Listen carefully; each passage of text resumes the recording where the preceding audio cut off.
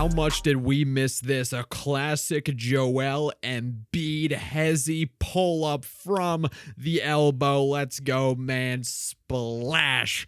This was one of the most fun games I have watched as a Sixers fan in a while, and I know that bar was low given what we had to experience last season, but that preseason game right there, that brought me back into the Sixers. I am hyped up for this season. I'm sure you are too. We're going to break down their W against the Minnesota Timberwolves here on NZ for 3. Hit that like and subscribe button if you're new around here, but let's get right down into it. So we got a couple things that we need to cover from this game. We're going to talk about Embiid's return. We're going to talk about VJ Edgecombe being a beast in his home debut. We're going to talk about the Sixers' revamped pace of play, them turning defense into offense, and just them unleashing the youth, bringing in all these young guys, them wreaking havoc. Yes, it was against the Timberwolves G League team, but regardless, this Sixers team, they look fun, they look fresh, and they play on Wednesday in Boston against the Celtics, and I can't wait for that game, man. But let's just talk about what happened here against the Timberwolves. So the Sixers do end up winning 126 to 110, and I gotta say, if you did not catch this game, go watch the highlights, or go, if you recorded or something, go watch it tomorrow. It was a blast. The Sixers, they were playing with so much energy, just a new, fresh play style from them that we have not seen really in a while, or just really ever out of them. I mean, they threw more lob attempts in this game than like the entire process era. They crashed the boards more than they did in this entire era. They moved the ball so well, and it all goes down to Joel Embiid, man, and how impactful he is on the court. We gotta talk about it. So yeah, Embiid, he was doing what we know Embiid does best. He scores the basketball like just a 2K cheat code, going coast to coast, dribble, rhythm, hezzy pull-ups, finding VJ Edgecombe. Let me play that again. Edgecombe curling off the screen on the out-of-bounds play. Embiid finds him. Embiid, he had like 7 assists in this game, man. He had 14 points, 7 rebounds, 8 assists. He had 2 fantastic outlet passes to Maxey and Barlow. I think one of them, Maxey, even got an and one. I tracked pretty much every play from this game. So, oh yeah, the classic Embiid, pump fake off the, at the top of the key, going in for a finger roll. He drained a couple threes from the top of the key as well. So yeah, we had Maxey. He caught Embiid on a outlet pass, and he was able to go and get in for the and one. Yep, did get an and one. Barlow had one as well. It wasn't an and one, but he had one earlier in the game. And Dominic Barlow, he's been impressing me a lot. Let's go check out his stats here. Dom Barlow, he had 6 points, 5 rebounds. Didn't really look like a lot, but he was doing the exact same thing that impressed everyone against the I forgot who we even played for the last preseason game, but he was doing the exact same thing. He was fighting, he was playing his ass off, and he was really making an impact on both ends of the floor, cutting to the basket, fighting for rebounds. He had a great knockout ball rebound. It wasn't a rebound, but he knocked it out to VJ, who then swung it to Grimes, and he drained a 3. Just he does the little things, man. He does the little things, and the Sixers, they are going to thrive off those hustle plays. And let's just marvel again at how amazing Joel Embiid is at the game of basketball, just going coast to coast. I mean, how mobile he is at his size. And I mean, at this stage of his career, we thought that it was over, but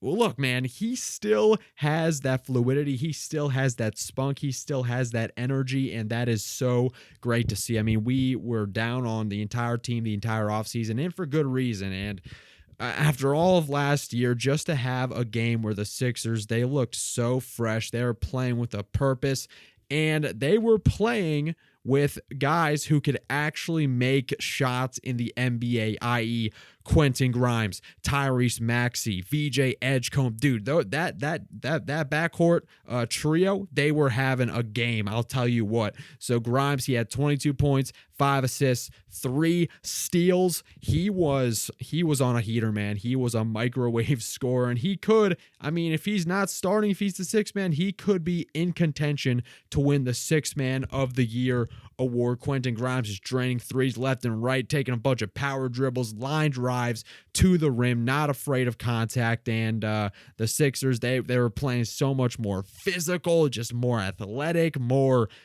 just more energy, more athleticism, just everything that fans have been clamoring for years now. They have been able to do, and that is all due to Joel Embiid, his gravity, the amount of defenders he draws. And Embiid, if you know, Sixers fans have been talking about whether Embiid, he's going to kind of go play more of a reduced role when it comes to his scoring output, and I'm fine with that, man, because the Sixers, they have weapons. Let's not forget that Paul George and Jared McCain did not play in this game yet.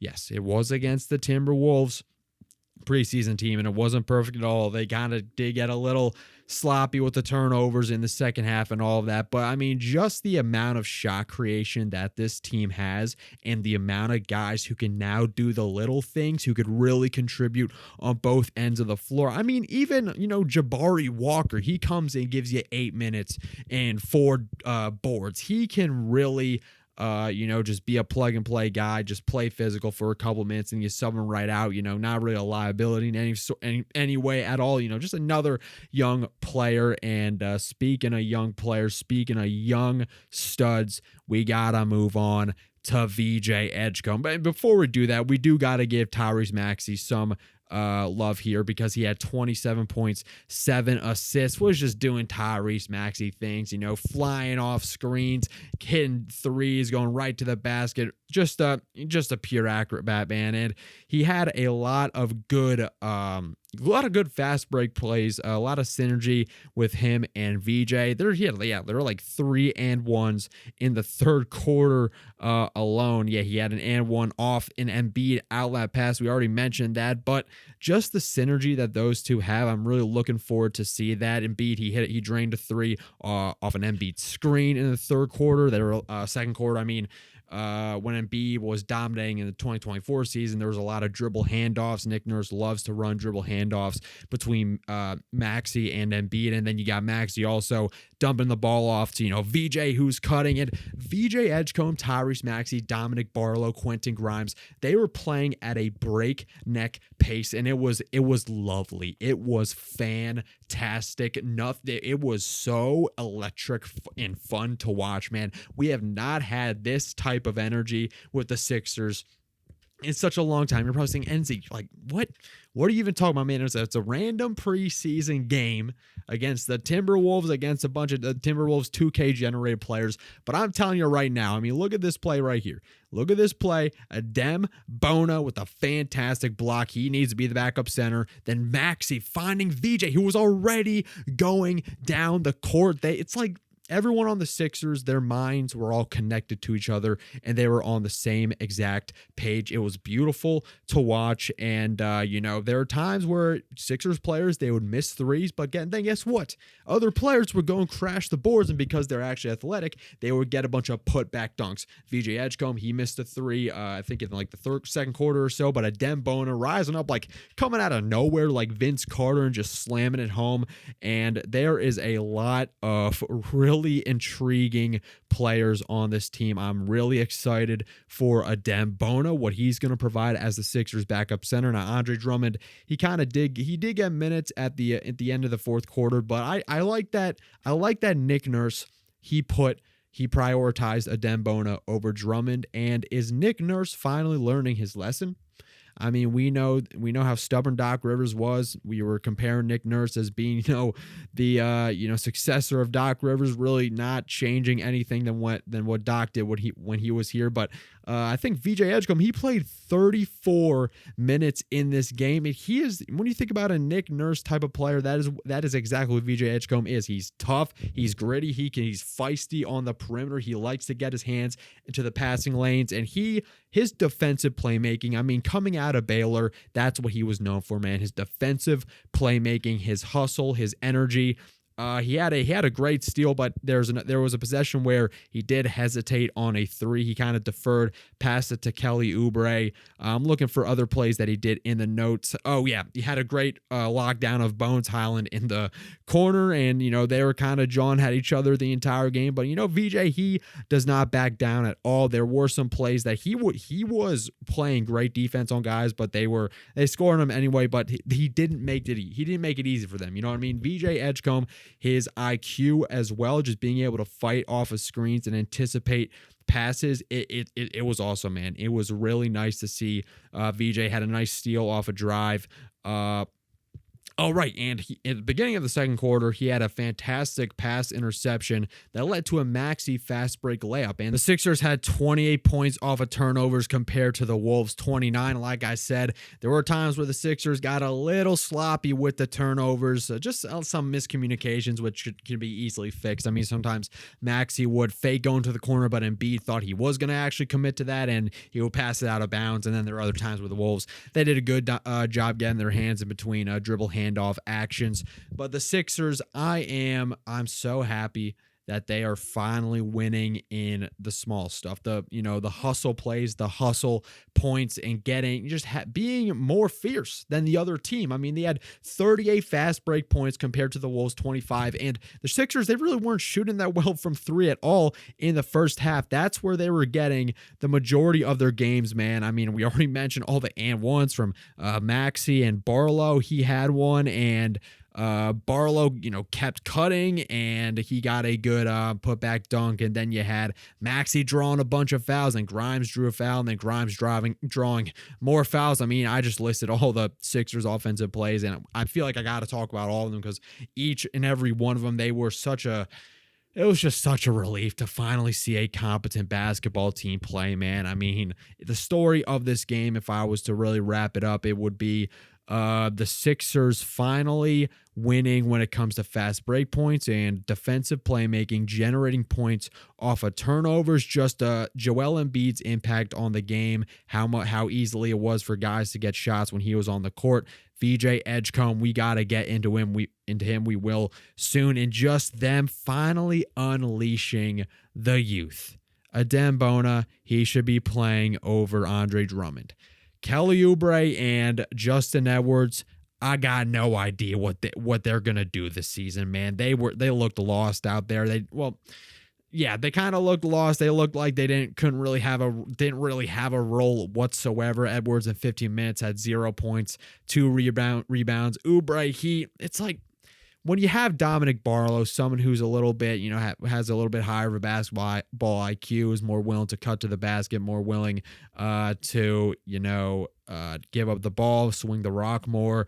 Oubre, it just kind of seems redundant. He just really doesn't have what we need at this point. I mean, we have guys who could score on this team. You got Paul George, Jared McCain coming back. You have guys who could fill in the gaps in VJ Edgecombe, Dominic Barlow, Adem, Jabari Walker. Oubre, he's kind of in a weird spot given that he can't really shoot that well. He's a decent interior scorer, had 4 points, 3 rebounds, but on 12% shooting. And I can get defense out of Barlow. I can get defense out of Jabari Walker, and I can get lockdown defense from VJ Edgecombe and Quentin Grimes. So where the heck does Kelly Oubre really fit into this mold? I mean, will he be used as a trade piece to another contender? We'll see. I mean, Justin Edwards, it kind of really does seem like he's the next player in the lineage of Sixers flash in the pan players, whether it's Matisse Thybulle or Korkmaz or Ricky Council, Paul Reed, players who we thought that were good because everyone else around them when they were getting garbage time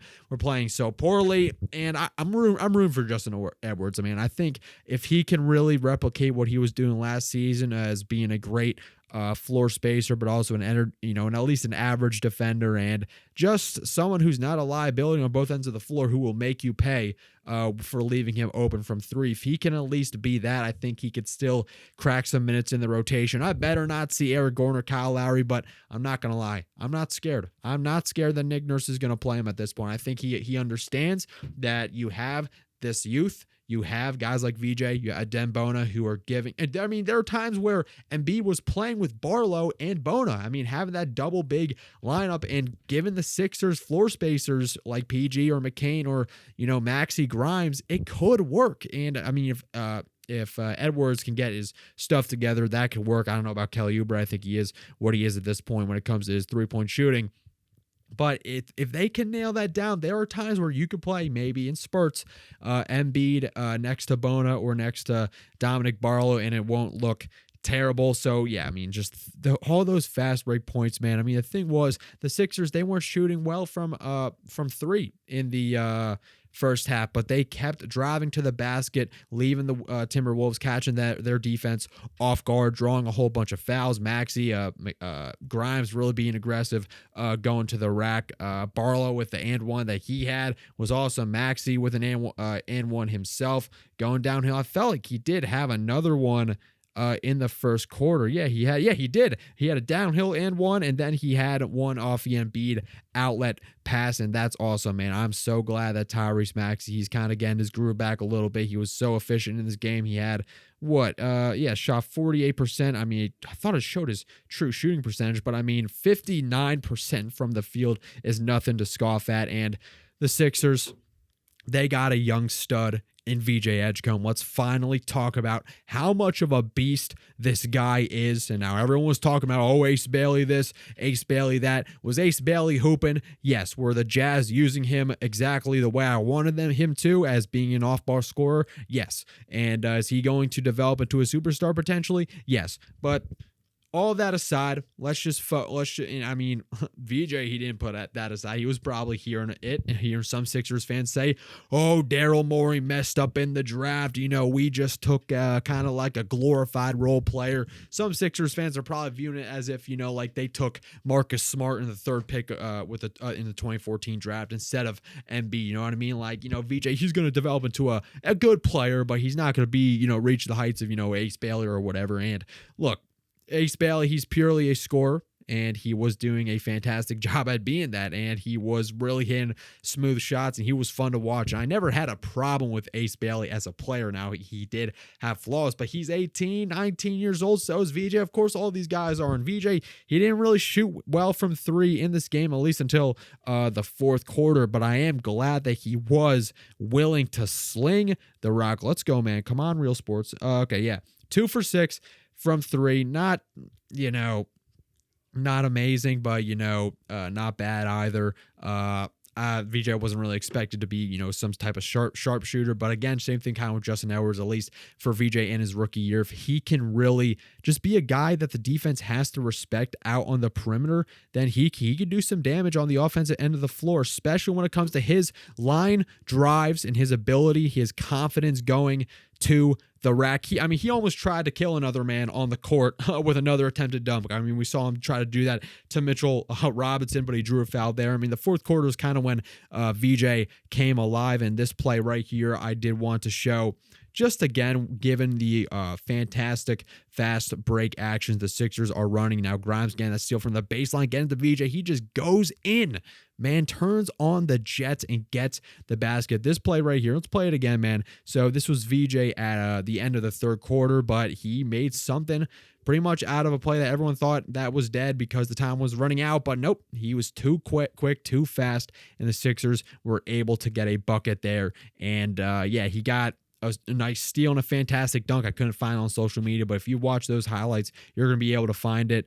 And between VJ, Quentin Grimes, Tyrese Maxey, Jared McCain, you have an elite backcourt. VJ had by far his best performance as a 76er in this game with 26 points, 6 rebounds, 5 steals, and 3 assists. And if everyone's building up Ace Bailey the way that they are with the preseason, then we got to do the same thing for VJ. But, what really impressed me the most about him in this game was his ability to generate points off of defense and carve his own role when it comes to producing, when it comes to offense. I mean, he had a nice corner three in the fourth quarter. In the fourth quarter, that's where it kind of erupted. Had a great line drive past defenders that hit a tough layup. Had a couple of them, man. I mean, him going to the rack, acrobatic finishes, and kind of reminded me a little bit of Tyrese Maxey, just with how good they are just knifing their way to the basket and how much they can absorb physicality. And then had a fantastic steal at the top of the key, leading to a dunk. So, I mean, VJ, he's going to do a lot of great highlight plays that are going to get the fans standing up, and that's really going to be great momentum